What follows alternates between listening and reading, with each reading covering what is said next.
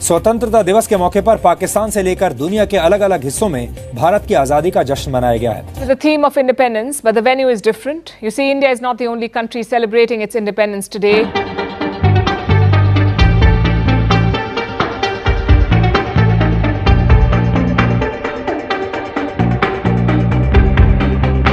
Sweden हो, Australia हो, Russia हो, इसराइल हो, यूएई हो, हर जगह जो है इंडिया के जश्न आज़ादी को बड़े पुरजोश तरीके से मनाया गया। तो इसलिए बहरहाल इम्पोर्टेंट बात यह है कि हिंदुस्तान भी आज़ाद हुआ और पाकिस्तान भी आज़ाद हुआ, और ये बहुत बड़ी नेमत है। It's a great blessing of God कि जी आपको you can live in a free country. 15 अगस्त है, 78 साल भारत को हो गए, 78 साल पाकिस्तान को हो गए हैं। तरक्की के लिहाज से क्या पाकिस्तान भारत को टक्कर दे रहा है? देखिए जी, भारत एक बहुत बड़ा मुल्क है।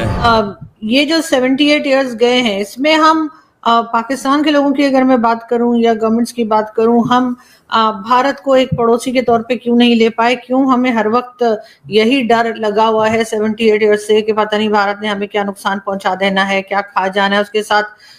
We should all be thankful कि जी we live in free countries, और फिर उसके बाद कि जी probably one of the nicest places on Mother Earth।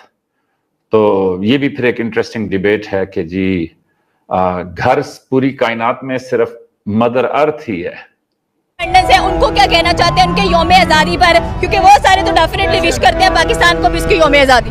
उनको हम यही कहना चाहेंगे कि अपना जो गांधी है उनको दुआएं दें, वो आज़ाद हो गए हैं। हम यही है तो बाजे बजा रहे हैं सारे, ये आज़ादी तो नहीं है, ये दुआ करें कायद-ए-आज़म की तरफ कि अल्लाह उनको अजर दे, जन्नत में जगह दे।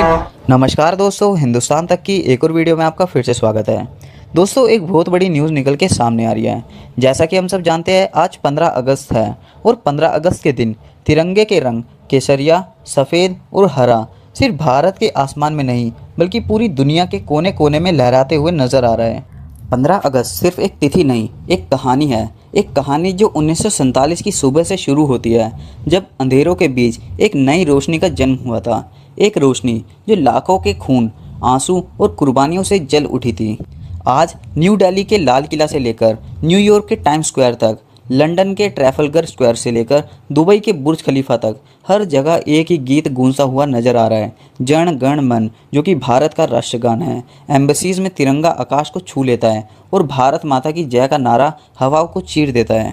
शहरों के आइकॉनिक बिल्डिंग्स ट्राई कलर की रोशनी में चमक उठते हैं। स्टैचू ऑफ लिबर्टी से आईफिल टावर तक, सिडनी ओपेरा हाउस से टोक्यो टावर तक, दुनिया के मंच पर भारत अपने रंग बिखेर देता है। ये सिर्फ एक सेलिब्रेशन नहीं, ये एक संदेश है कि भारत कहीं भी हो, अपनी मिट्टी का प्यार कभी कम नहीं होने देता। जो कहीं भी हो, अपना तिरंगा दिल में लेके चलता है। जैसे कि इंडियन डायस्पोरा, जो भारत के सभी त्यौहार फॉरेन में अच्छे से सेलिब्रेट करते हैं और भारत की संस्कृति को जिंदा रखते हैं। भारत का इंडिपेंडेंस है, उनके लिए क्या कोई मैसेज? दुश्मनी ना करें, दोस्ती करें। हमारे पड़ोसी हैं जी, वो खुश रहे, हम अपने मुल्क में खुश, वो अपने मुल्क में खुश। हमें मिलजुल के आगे तजारत करनी चाहिए। हमें ये बाकी जो हम अपना डिफेंस पे वो लगाते हैं, अच्छा बजट हमें भी लगाना पड़ता है, एक दूसरे को देखा देखी। तो हमें चाहिए ये कि हम कश्मीर पे बैठ के बात करें, कश्मीर को एक अलग रियासत बना दें। पाकिस्तान भी ये इस पर बैठ जाए और इंडिया भी बैठ जाए, कश्मीर को अलग करें। जो हम डिफेंस पे पैसा खर्च कर रहे हैं, वो हम डिफेंस पे खर्च करने के बजाय वो हम तजारत करें बाद में कश्मीर पे। तो उस तरह दोनों मुल्कों का फ़ायदा है, बजाय ये कि लोग भी हमारे मर रहे हैं, मुल्क भी हमारे तरक्की नहीं कर रहे। जैसे डोनाल्ड ट्रंप आया है, अब इंडिया को वो आंखें दिखा रहा है, नीचे कर रही है, उनकी इकॉनमी डाउन कर रहा है। तो अगर हम दोनों मुल्क आपस में ठीक रहेंगे ना, तो कोई तीसरा आके मारेगा नहीं, हमें छेड़ेगा नहीं। तो हमें दोनों को बैठ के अपने मामला हल कर लेने चाहिए। आपने एक बात की कि डोनाल्ड ट्रंप जैसे भारत को आंखें दिखा रहे हैं, तो भारत तो फिर भी खड़ा रहा है। मोदी ने कहा बाढ़ में जो मैं रशिया से क्रूड ऑयल भी खरीदूंगा और सारा कुछ करूंगा। हमारे जैसे रशिया को छोड़ के अमेरिका से ऑयल खरीद लिया है। असल में मसला ये है, उनकी इकॉनमी अच्छी है, उनकी बहुत बड़ी मार्केट है तमाम ममालिक के लिए। चाइना भी उनके साथ खुल के जो है ना वो जंग नहीं करता। वजह यह कि उनकी इकॉनमी अच्छी है, वहाँ पे मार्केट बड़ी है, बड़ी मार्केट है, वहाँ पे चीज़ें बिकती हैं। उस वजह से जो है ना, तो हमारा मसला ये है कि हमारी इकॉनमी छोटी, दूसरा हमारी गवर्नमेंट जो है ना स्टेबल नहीं है, गवर्नमेंट गरीब है हमारी, उस वजह से मसले मसाइल होते हैं। तो इसलिए हम आंखें दिखा सकते नहीं हैं, हमें IMF के पास जाना पड़ता है, कर्जा लेना पड़ता है। तो बहुत सारे मसले मसाइल हमारे। बिल्कुल, ये पाकिस्तानी अवाम अपनी राय बता रही है कि ठीक है, उनका भी 15 अगस्त से और तरक्की करें और आगे जाएं और कामयाबी हासिल करें। पाकिस्तान में आज जश्न आज़ादी मनाया जा रहा है। हर कोई जश्न आज़ादी को सेलिब्रेट करता हुआ दिखाई दे रहा है। हमारे साथ पाकिस्तानी यूथ मौजूद है, इनसे पूछेंगे कि जश्न आज़ादी, आप आज़ाद हैं, लोग आज़ाद हैं, कितना पाकिस्तान खुशहाल नज़र आ रहा है? यहाँ तो बाजे बजाए जा रहे हैं। और बोलो एक मिनट,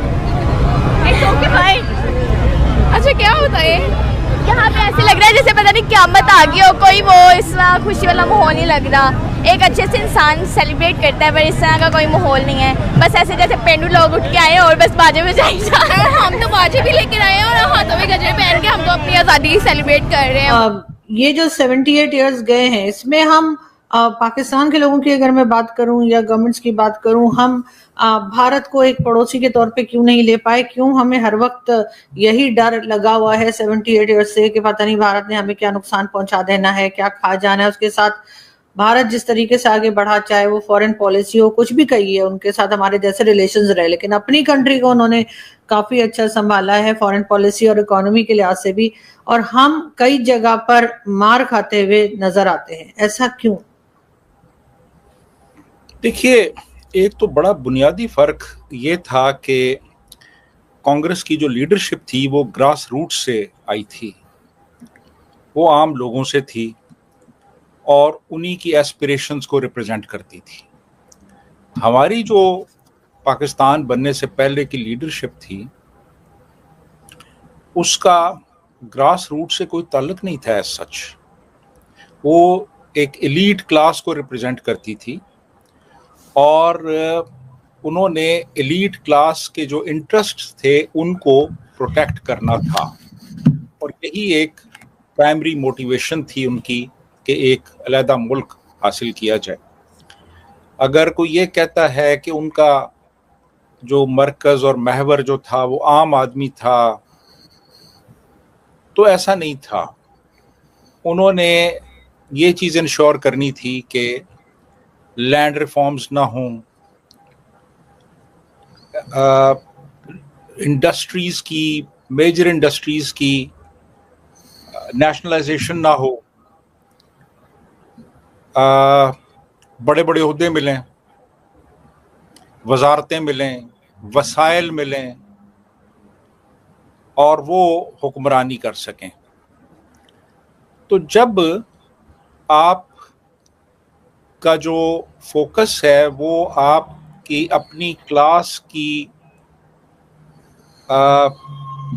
बेहतरी है और क्लास की बढ़ोतरी है और वसाइल हासिल करने की एक जुस्तजू है, तो फिर आप आम आदमी की ज़रूरियात का ख्याल नहीं करेंगे। देखें ना, मुल्क बनने के फ़ौरन बाद ज़रूरत इस बात की कि आइन पे काम किया जाता, महाजरीन की आबादकारी की जाती,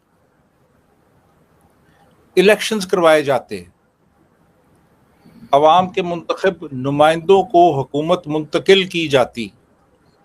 कुछ भी नहीं किया गया और